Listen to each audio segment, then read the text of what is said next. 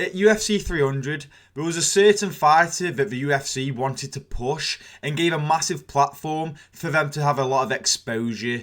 And they wanted this fighter to have a very, very good performance. And unfortunately for that fighter, he didn't have a good performance. And that fighter was none other than Bo Nickel. However, you have a certain fighter who wasn't relatively known and had a standout performance in the first round when he knocked out Sodiq Yusuff. That fighter is Diego Lopez.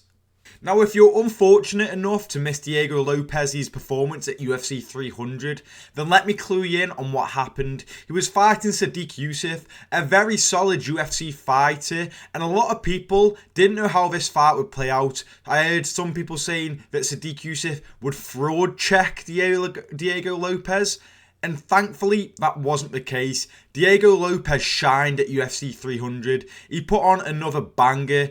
Every fight this man has had in the UFC has been an absolute banger. And against Sodiq Yusuff, he was able to drop him with an uppercut, get a bit of ground and pound. Sodiq Yusuff was able to get back to his feet, and again Diego Lopez was able to get a similar knockdown by knocking him down with an uppercut. And the amount of power this man's able to create in such a short amount of space is fucking crazy. He was able to finish Sodiq Yusuff on with the ground and pound, and is the first person to finish Sodiq Yusuff in the UFC. Now, a lot of people are all aboard this hype train, you know. He had an impressive win on the biggest card of all time, was a very exciting fight, you know, was one of the better performances at UFC 300. And now I've seen a lot of people saying that he's going to be top 5, he's going to be world champion. And I can see why people think that. You know, he's looked very impressive since being in the UFC. And he's joined the UFC against Movsar Evelev. This was a short notice fight that took place last year, May time. He took a short notice fight against Movsar Evelev, who's arguably, should get a title shot anytime soon in the featherweight division. And everyone was expecting Movsar to walk through this guy. No one really had heard of Diego Lopez. I think he actually showed up on the Dana White Contender Series and had lost on the Dana White Contender Series.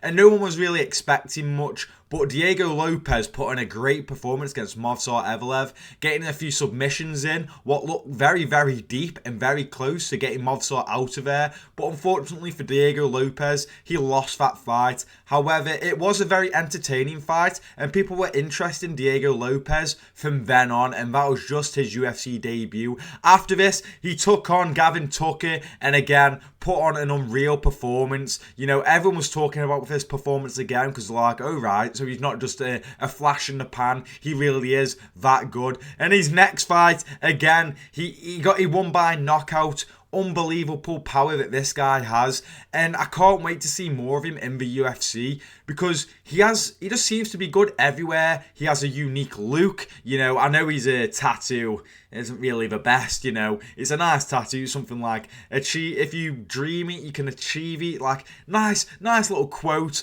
but with like the gothic writing, and like, you know, it just looks horrible on his chest. And then he has the massive mullet, what he probably hasn't cut in God knows how long.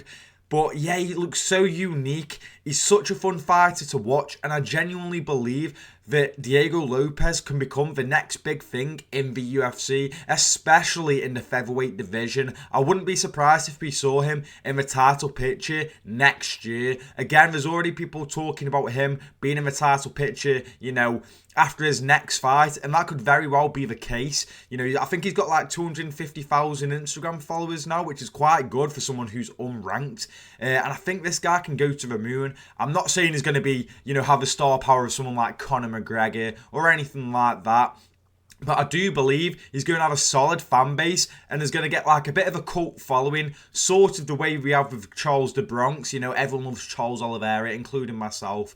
And I feel like that could be the case with Diego Lopez if he keeps winning fights and being in exciting fights. You know, every single one of his UFC fights have been absolute bangers, even in that loss against Movsar Evelev. And that loss against Movsar has aged really well. And people think that Diego Lopez would actually win in a rematch against Movsar, which says how well people think he's going to be in the featherweight division.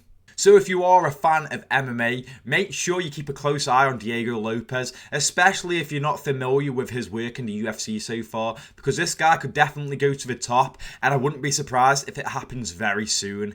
If you have enjoyed the video, make sure to leave a like and maybe even consider subscribing, as I'm trying to do daily MMA videos.